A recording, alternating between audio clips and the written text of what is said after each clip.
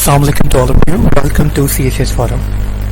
Economics and politics कहने को तो ये दो अलग चीज़ें हैं, लेकिन इन दोनों के रिलेशन को पढ़े बगैर आप दुनिया के किसी भी मेजर इवेंट को नहीं समझ सकते, चाहे बात माजी के किसी हिस्टोरिकल इवेंट की हो या मौजूदा हालात की। इंटरनेशनल पॉलिटिकल इकोनॉमी हमेशा से अपना रोल बहुत अहम तरीके से अदा करती रही है। इसकी एक एग्जांपल मैं इस तरह से दूंगा कि अभी कोविड-19 में पाकिस्तानी गवर्नमेंट ने अपना इंटरेस्ट रेट डाउन किया, यानी कि अपनी पॉलिसी में एक चेंज लाया। उस पॉलिसी में चेंज लाने का मकसद ये था कि जब इंटरेस्ट रेट डाउन होता है तो फिर जो यानी एक बंदा जो लोन ले रहा है बैंक से 100 रुपए का लोन और उसको इंटरेस्ट रेट 15 है उस वक्त, तो 100 रुपए पे उसको 15 रुपए इंटरेस्ट रेट देना, ठीक है। अब जब इंटरेस्ट रेट डाउन होता है तो क्या होता है कि अब उस बंदे को 100 रुपए पे 15 के बजाय 9 या 8 रुपए इंटरेस्ट देना है, यानी कि जो लोग जो इन्वेस्टर्स होते हैं वो अट्रैक्ट होते हैं। वो क्या करते हैं, वो लोन लेते हैं, वो इन्वेस्टमेंट्स करते हैं डिफरेंट सेक्टर में, और जब वो इन्वेस्टमेंट करते हैं तो फिर एम्प्लॉयमेंट बढ़ती है। यानी कि एक पॉलिसी के चेंज की वजह से आपके इकोनॉमिक्स चेंज हो गए। तो इकोनॉमी और पॉलिटिक्स का रिलेशन जो है वो बहुत ज्यादा अहम है, और इसी रिलेशन की स्टडी को हम इंटरनेशनल पॉलिटिकल इकोनॉमी कहते हैं। पहले हम इसकी डेफिनेशन की तरफ आते हैं। The field of study that explore political and economical link at the international level is known as IPE। ये मैंने आपको एक एग्जाम्पल देकर समझाया, एक और एग्जाम्पल देता हूं जिससे चीजें और ज्यादा क्लियर होंगी। साउथ अफ्रीका के अंदर आज से पहले यानी कि 1960s में 70s में जो वाइट कॉम्प्लेक्शन के लोग थे या जो गोरे थे उनके लिए पॉलिसी अलग थी, और जो ब्लैक कॉम्प्लेक्शन के लोग थे उनके लिए पॉलिसी अलग थी। इस रेशियल डिस्क्रिमिनेशन को अपार्थाइड का नाम दिया जाता था। अब हुआ क्या, हुआ ये कि यूएसए क्योंकि पोस्ट कोल्ड वॉर एरा के अंदर डोमिनेट था, तो उसने सैंक्शंस लगाई और दूसरे ममालिक ने सैंक्शंस लगाई, यानी कि उनसे जो है वो इंपोर्ट करना बंद कर दी। तो जब उनकी एक्सपोर्ट कम हुई तो ऑटोमेटिकली उनके यहाँ जो अनएम्प्लॉयमेंट स्टार्ट हुई, प्रेशर बिल्डअप हुआ, और एक वक्त आया कि उनको पॉलिसी में चेंज लाना पड़ा, और अपार्थाइड जो 1990s में एब्रोगेट हो गया। यानी कि आपने देखा कि इकोनॉमिक्स ने किस तरह से पॉलिसीज को चेंज किया। पहले मैंने आपको पॉलिसी से इकोनॉमिक्स का रिलेशन बताया, अब मैंने आपको इकोनॉमिक्स से पॉलिसीज का रिलेशन बताया। इसके अलावा भी अगर आप फॉरेन पॉलिसीज को देखें तो वो भी ऐसे डिजाइन की जाती हैं कि उससे किसी भी मुल्क का नेशनल इंटरेस्ट प्रिजर्व हो। तो ये तो हो गया कि इकोनॉमिक्स और पॉलिटिक्स दोनों इंटरडिपेंडेंट है। अब ये एहसास कब हुआ पहली बार कि जी ये दोनों फील्ड्स जो हैं वो इंटरडिपेंडेंट है? ये एहसास हुआ जब ब्रिटन वुड्स सिस्टम जो है वो अबॉलिश्ड हुआ, ठीक है। और ब्रिटन वुड्स सिस्टम क्या था, सबसे पहले तो आपको ये पता होना चाहिए वो एबॉलिश्ड कैसे हुआ, वो भी मैं समझाता हूँ आपको। तो पहले हम समझते हैं ब्रिटन वुड्स सिस्टम, और उससे पहले हम समझते हैं कि दुनिया में इकोनॉमिक सिस्टम चलता कैसे था। पहले ये होता था कि जो आपके मिड 18th है उसमें स्टैंडर्ड आपके मिड ऑफ 18th सेंचुरी में यूएसए ने अपनी जो करेंसी थी उसको गोल्ड के साथ इंटरचेंजेबल कर लिया, यानी कि एक फिक्स अमाउंट के ऊपर जो है वो एक ऑन्स गोल्ड का $20 का अमाउंट जो है उन्होंने फिक्स अमाउंट डिसाइड कर लिया।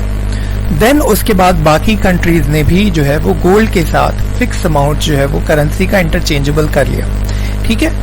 उससे हुआ ये कि उस सिस्टम के अंदर आप जो है वो काम कैसे करता था, आप जब किसी स्टेट के साथ जो है वो ट्रेड करते थे और आपकी एक्सपोर्ट्स ज्यादा होती थी इंपोर्ट से, तो फिर बदले में आपको गोल्ड मिलता था, ठीक है, क्योंकि जो करेंसी थी वो इंटरचेंजेबल विद गोल्ड थी, तो बदले में आपको गोल्ड मिलता था। जब आपको गोल्ड मिलता था तो आपके गोल्ड के रिजर्व बढ़ जाते थे, और जितने रिजर्व आपके गोल्ड के बढ़ते थे उतनी करेंसी आप ज्यादा छापने के अहल होते थे।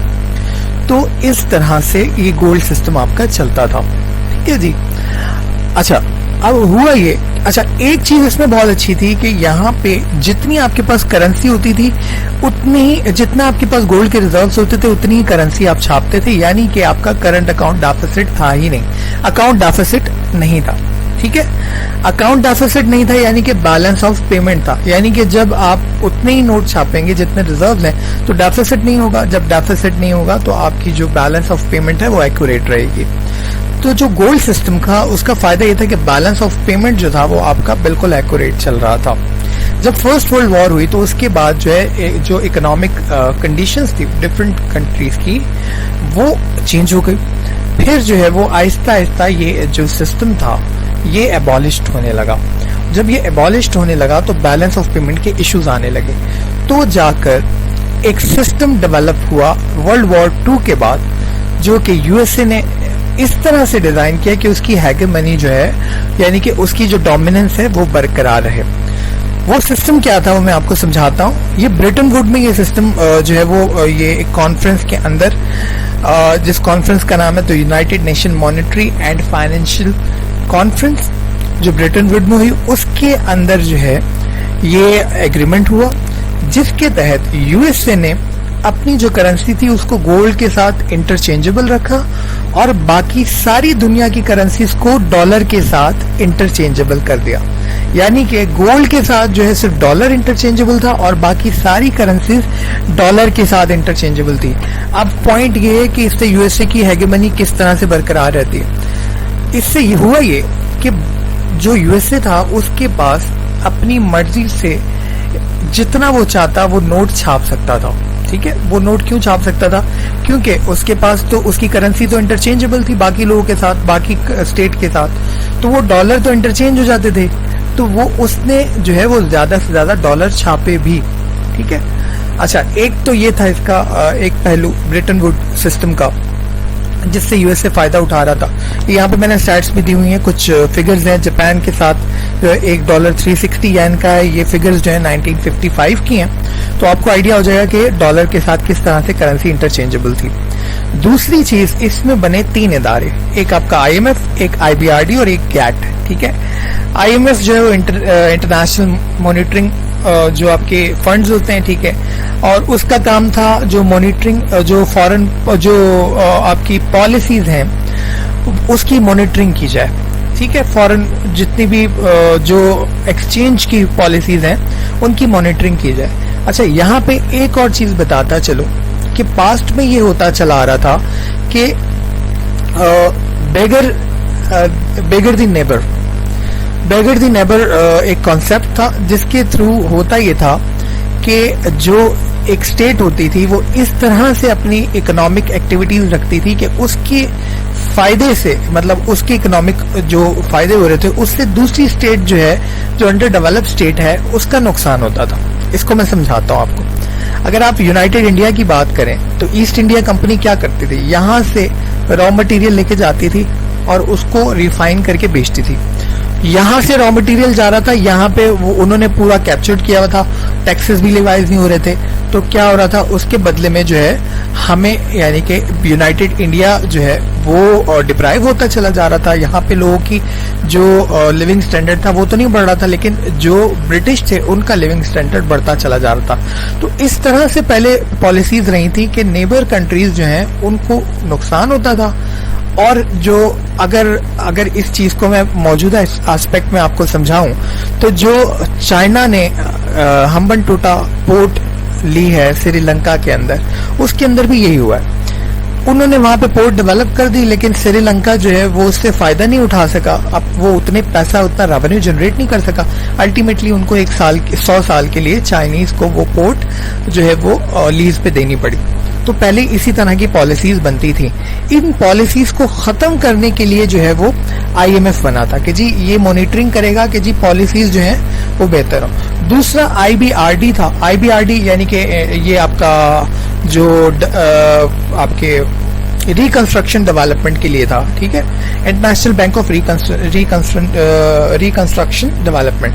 اس کا کام کیا تھا کہ جی جو تباہیاں ہوئی تھی ورلڈ وار 2 کی وجہ سے اس میں جو ریکنسٹرکشنز تھی اس میں یہ فنڈنگ کرے گا. تو یہ برٹن ووڈ ایگریمنٹ کے تھرو یہ انسٹیٹیوٹ بنے تھے اور برٹن ووڈ ایگریمنٹ میں نے آپ کو سمجھا دیا. اب ہوا یہ کہ جب امریکہ جو ہے وہ کنٹینیوسلی چھاپتا رہا نوٹ اور جو ہے وہ مسلسل, ایک وقت ایسا آیا کہ ان کے گولڈ کے ریزروز کم ہو گئے. جب گولڈ کے ریزروز کم ہوئے تو پھر جو ہے انہوں نے 1970s میں جو ہے وہ ان کے نکسن جو پریزیڈنٹ تھے انہوں نے کہا کہ جی اب گولڈ جو ہے وہ انٹرچینجبل نہیں ہے. تو جو ہے یہ برٹن ووڈ سسٹم جو ہے اس کا کولیپس ہو گیا. اب جب برٹن ووڈ سسٹم کا کولیپس ہوا تو لوگوں کو پتا چلا کہ جی ایک اور ایونٹ ہے وہ میں بتاتا ہوں, وہ ہے آئل کرائسس کا. یہ بھی 1970s میں ہی ہو رہا ہے. 1973 میں یہ ہوا کہ اسرائیل کی وار چل رہی تھی عرب اسٹیٹس کے ساتھ, اور اسرائیل کو جو ہے وہ یورپ نے سپورٹ کیا, جس کی وجہ سے جو ہے یہ جو وار ہے, میں نے ڈیٹیل یہاں پہ دی, پڑھ لیجیے گا, جس کی وجہ سے جو عرب کے ممالک تھے جو آئل ایکسپورٹ کرتی تھی جو اسٹیٹس, انہوں نے کیا کیا, OPEC بنایا اور آئل امبارگو لگا دیا. یعنی کہ انہوں نے کہا جی ہم ایک تو آئل اپنی قیمت پہ بیچیں گے اور دوسرا جس کو چاہیں گے اس کو بیچیں گے. اصل مقصد یہ تھا کہ ان کے 67 میں جو ان کو ڈیفیٹ ہوئی تھی فلسطین سے ٹھیک ٹھاک والی, تو انہوں نے جو ہے وہ اس کے بدلے میں پھر یہاں پہ آپ دیکھیں کہ جو پالیسیز ہیں وہ اکنامکس کو کس طرح سے انفلوئنس کر رہی ہیں. اچھا, کیا ہوا تھا, price of oil had risen nearly 400% from US3. اچھا, $3 سے $12 پر بیرل پہ جو ہے وہ چلی گئی تھی. تو یہ سب کچھ جب ہوا تو پھر جو دنیا تھی اس نے سوچا کہ جی یہ تو ہم ڈپینڈنٹ ہو گئے. اب جب ہم ڈپینڈنٹ ہو جائیں گے تو پھر تو اس طرح سے ہماری اکانومی یا ہماری پالیٹکس جو ہے وہ ڈپینڈنٹ ہو کے رہ جائے گی. تو پھر IPE کا عروج ہوا اور ایمرج ہوئی IPE جو ہے دنیا کے اندر کہ جی اکنامکس اور پالیٹکس یہ انٹرچینجبل ہے, اور یہ ایک سبجیکٹ بن کے سامنے آیا. اچھا, یہ تو میں نے IPE کا کانسیپٹ آپ کو کلیئر کیا. اب میں بات کرتا ہوں کہ IPE کی مین تھیوریز کیا ہیں. 3 مین پیراڈائم ہیں IPEs کے, جس کی جو ہے وہ the first one is economic. اچھا, یہ جو تینوں تھیوریز ہیں یہ بتاتی ہیں کہ اسٹیٹ کا یا کسی پالیٹکس کا کتنا رول ہونا چاہیے اکنامکس کے اندر. the first one is economic liberalism. اس کے مطابق اسٹیٹ جو ہے اس کا رول جو ہے وہ کم سے کم ہونا چاہیے اکنامک مارکیٹ کے اندر. یعنی کہ جو اکنامک مارکیٹ ہے وہ ڈیسائیڈ کرے گی کہ کون سی چیز کتنے ریٹ کے اوپر بکے گی, جو کہ پاکستان کے اندر بھی امپلیمنٹڈ ہے. اور یہ لبرلزم جو ہے یہ آج کل بہت زیادہ پرومیننٹ جو پیراڈائم ہے وہ لبرلزم ہی ہے. اس کو میں اس طرح سمجھاؤں گا کہ ہمارے ہاں اگر ماسک جو ہے وہ آپ نے دیکھا کہ کووڈ-19 کے دنوں کے اندر ایک ماسک جو $5 کا ملتا تھا وہ $25 پہ چلا گیا. تو یہ مارکیٹ نے ڈیسائیڈ کیا کہ جی اس ماسک کی جو پرائس ہے وہ کیا ہوگی. یعنی کہ سپلائی اینڈ ڈیمانڈ جو ہے وہ ڈیسائیڈ کرے گی کہ کسی بھی مارکیٹ کی پالیسیز کیا ہوں گی. ساتھ ہی ساتھ اسٹیٹ کا رول صرف اتنا ہوگا کہ وہ جو ہے وہ اسموتھ ٹریڈ کو جو ہے وہ اشور کرے, اور باقی جو ہے مارکیٹ کے اندر جو ہے وہ مارکیٹ خود ڈیسائیڈ کرے کہ کس چیز کے کیا ریٹ ہوں گے, اور پالیسیز بھی مارکیٹ خود ڈیسائیڈ کرے.